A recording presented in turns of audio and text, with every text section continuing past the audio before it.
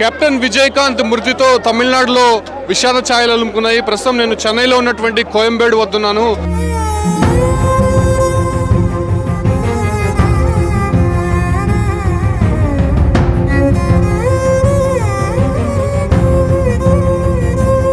DMDK కార్యాలయం వద్ద పెద్ద సంఖ్యలో కార్యకర్తలు ఆయన అభిమానులంతా కూడా చేరుకున్నారు.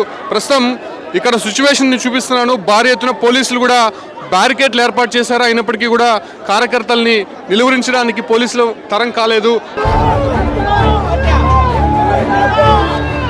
మనం చూడొచ్చు, ఉన్నటువంటి ఫ్లైఓవర్ మొత్తం కూడా కార్యకర్తలతో నిండిపోయింది. కోయంబేడు కంప్లీట్గా ట్రాఫిక్ మొత్తం కూడా ఆపేశారు. అన్ని వీధులంతా కూడా కార్యకర్తలు అభిమానులంతా కూడా భారీగా చేరుకున్నారని చెప్పుకోవచ్చు. అంటే విజయకాంత్ అటు రాజకీయంగాను సినీ రంగంలో మంచి పేరున్న వ్యక్తి. దాదాపు 40 సంవత్సరాలు సినీ రంగంలో పనిచేశారు. అదే తరహాలోనే రాజకీయంగా కూడా విజయకాంత్కి మంచి పేరుంది. కాబట్టి అటు రెండు రంగాలకు సంబంధించినటువంటి వారంతా కూడా పెద్ద సంఖ్యలో ఇక్కడికి చేరుకున్నారని చెప్పుకోవచ్చు. మనం ఎక్స్క్లూజివ్గా చూడొచ్చు. సుమన్ టీవీ మీకు చూపిస్తోంది చెన్నైలో ఉన్నటువంటి సిచ్యువేషన్స్. కోయంబేడులో డిఎండికే కార్యాలయం వద్ద మనం సిచ్యువేషన్ చూడొచ్చు. భారీ ఎత్తున పోలీసులు ఇక్కడ ఉన్నారు. అంటే విజయకాంత్ని కడసారి చూసేందుకు కార్యకర్తలంతా కూడా వచ్చారు. కాకపోతే ఇప్పుడే మార్నింగ్ ఆయన చనిపోయారు కాబట్టి విఐపీ ఫ్లోటింగ్ ఎక్కువ ఉంది. కొద్దిసేపటి క్రితం సీఎం స్టాలిన్ కూడా నివాళులు అర్పించారు. కాబట్టి మినిస్టర్స్, అదేవిధంగా సినీ రాజకీయ రంగానికి చెందినటువంటి ముఖ్య నేతలంతా కూడా ఇప్పటికే కోయంబేడు డిఎండికే కార్యాలయానికి వస్తున్నటువంటి సందర్భంగా పెద్ద సంఖ్యలో ఇక్కడ కార్యకర్తలు కూడా చేరుకున్నారు. వాళ్ళని నిర్వహించే ప్రయత్నం అయితే పోలీసులు చేస్తున్నారు. డిఎండికే కార్యాలయంలో రేపు సాయంత్రం సరిగ్గా 4:45 విజయకాంత్ అంత్యక్రియలు జరగబోతోంది. అయితే అంత్యక్రియలు జరిపించడానికి కుటుంబ సభ్యులు ఈ ఒక్క కార్యాలయంలోనే నిర్ణయం తీసుకున్నారు. కాబట్టి ఆ మేరకు ఏర్పాట్లు కూడా లోపల జరుగుతున్నాయి. లోపల ఒకసారి మీకు కార్యాలయం చూపిస్తాను. డిఎండికే కార్యాలయము పక్కన ఉన్నటువంటి పార్టీకి సంబంధించినటువంటి ఫ్లాగ్ కూడా కిందకి డౌన్ చేశారు. ఎందుకంటే ఎవరైనా పార్టీకి సంబంధించినటువంటి ముఖ్య నేతలు చనిపోతే ఖచ్చితంగా ఆ ఒక్క జెండా అనేది కిందకి తీసేస్తారు. ఆ ఒక్క ప్రక్రియ ప్రస్తుతం జరుగుతోంది. అదే తరహాలోనే మనం లోపలికి ఒకసారి చూడొచ్చు.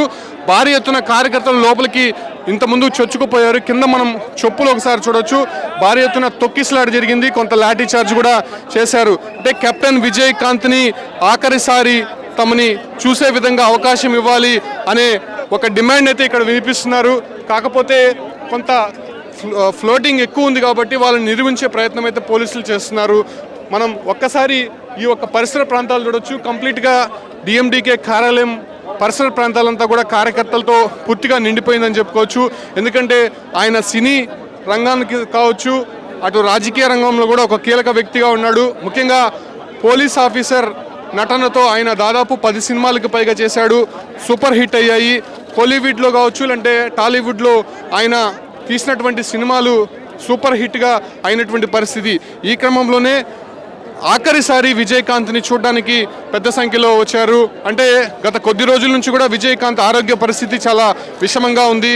ఏదైతే సెప్టెంబర్ 18న ఆయన శ్వాసకోశ సంబంధిత వ్యాధితో మియాట్ హాస్పిటల్లో చేరారు. దాదాపు 1 నెల రోజుల పాటు మియాట్ హాస్పిటల్లోనే ఆయన చికిత్స తీసుకున్నారు. అప్పటి నుంచి కూడా కార్యకర్తలతో ఒక ఆందోళన నెలకొంది. అసలు విజయకాంత్ ఇంకా తిరిగి వస్తారా, తమ అభిమాన నేత మాకు దక్కుతాడా అనే ఆందోళన మాత్రం కార్యకర్తల్లో ఉన్నారని చెప్పుకోవచ్చు.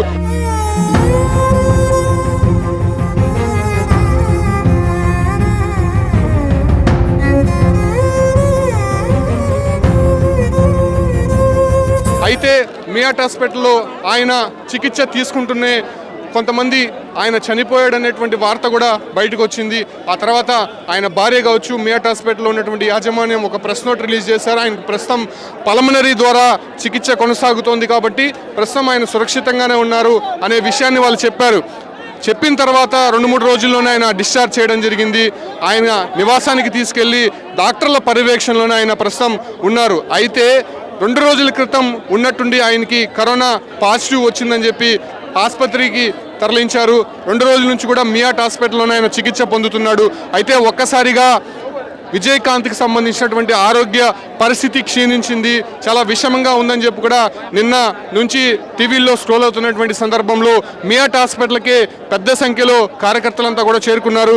అయితే ఆయన చనిపోయినట్టు ఇవాళ ఉదయం వైద్యులు ధృవీకరించడంతో ఒక్కసారిగా గుండెలు పగిలేలా కార్యకర్తల అభిమానులంతా కూడా మియాట్ హాస్పిటల్కి వెళ్లారు. అయితే ఆయన పార్థివ దేహాన్ని మొదటగా ఆయన నివాసానికి తరలించారు. అక్కడ నుంచి డిఎండికే కార్యాలయానికి తీసుకొచ్చినటువంటి పరిస్థితి. చాలా కార్యకర్తలతో ఒక ఆక్రోశం, అంటే ఆయన లేడు అనేటువంటి వార్త వినగానే వాళ్ళంతా ఒక్కసారిగా జీర్ణించుకోవాలనేటువంటి పరిస్థితుల్లో ఉన్నారని చెప్పుకోవచ్చు.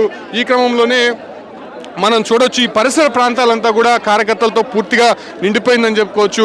విజయకాంత్ని కడసారి తమ నేతని చూడాలి, తమ నేతకు నివాళులు అర్పించాలనే విషయాన్ని కూడా కార్యకర్తలు కన్నీరు మున్నీరుగా విలిపిస్తున్నారు.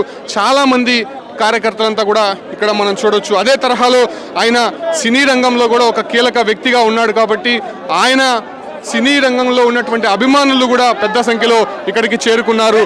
చూడొచ్చు భారీ సంఖ్యలో కార్యకర్తలంతా కూడా లోపలికి చొచ్చుకు వెళ్లేందుకు ప్రయత్నిస్తున్నారు. అయితే పోలీసులు వాళ్ళని కట్టడి చేసే ప్రయత్నం అయితే చేస్తున్నారు. మనం చూడొచ్చు పెద్ద సంఖ్యలో పోలీసులు అదేవిధంగా కార్యకర్తలంతా కూడా ఇక్కడికి చేరుకోవడం జరిగింది. అంటే కంప్లీట్గా విజయకాంత్ని ఒక్కసారైనా చూడాలి అనే ఒక సంకల్పంతో వాళ్ళంతా ముందుకు వస్తున్నారు. మనం కార్యాలయం లోపలికి వెళ్ళి ఒకసారి లోపల సిచ్యువేషన్ని మనం గమనించే ప్రయత్నం చేస్తాము. లోపల భారీ ఎత్తున పోలీసులు అయితే ఇప్పటికే చేరుకున్నారని చెప్పుకోవచ్చు. అంటే విజయకాంత్ని కడసారి చూసేందుకు భారీ సంఖ్యలో కార్యకర్తలంతా కూడా మనం చూడొచ్చు. పెద్ద సంఖ్యలో డిఎండికే కార్యాలయం లోపలికి చొచ్చుకు వచ్చినటువంటి సిచ్యువేషన్స్ మనం చూస్తున్నాం. ఎక్స్క్లూజివ్గా సుమన్ టీవీ చెన్నైలో ఉన్నటువంటి పరిస్థితుల్ని మీకు అద్దం పట్టేలా చూపిస్తోంది. అంటే విజయకాంత్ని ఒక్కసారైనా చూపించాలి, ఆయన పార్థివ దేహం అందరికీ కనిపించేలా ఉంచాలి అనేటువంటి డిమాండ్నే ఇక్కడ కార్యకర్తలు వినిపిస్తున్నారు. కాకపోతే తమిళనాడులో ఒక సెంటిమెంట్ ఉంది, ఎవరైనా అభిమాన నేత చనిపోతే ఖచ్చితంగా వాళ్ళు నివాళులు అర్పించి తీరుతారు. ఖచ్చితంగా ఆ అభిమాన నేతని కడసారి చూసేందుకు వాళ్ళు పోటీ పడుతుంటారు. ఈ క్రమంలోనే కంప్లీట్గా ఉన్నటువంటి సిచ్యువేషన్ చూడొచ్చు. ఒక ఉద్రిక్త వాతావరణం అయితే డిఎండికే కార్యాలయం వద్ద చోటు చేసుకుంది. పెద్ద సంఖ్యలో కార్యకర్తలు వచ్చారు, గోడ దూకి లోపలికి వచ్చేందుకు ప్రయత్నిస్తున్నారు. అయితే పోలీసులకి కార్యకర్తలకి మధ్య ఒకంత వాగ్వాదం అయితే చోటు చేసుకుంటోంది.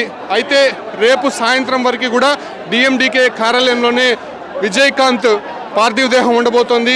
అభిమానులంతా కూడా ఇక్కడికే వచ్చి ఆయన పార్థివ దేహానికి నివాళులు అర్పించాలని చెప్పి కూడా ఇప్పటికే తమిళనాడు సర్కార్ ప్రకటించింది. కాబట్టి ఆయన చూడడానికి ఇప్పటికే పెద్ద సంఖ్యలో వచ్చారు. కాకపోతే ఇంకా ఇక్కడ క్యూ లైన్స్ అవన్నీ ఏర్పాటు చేస్తున్నారు.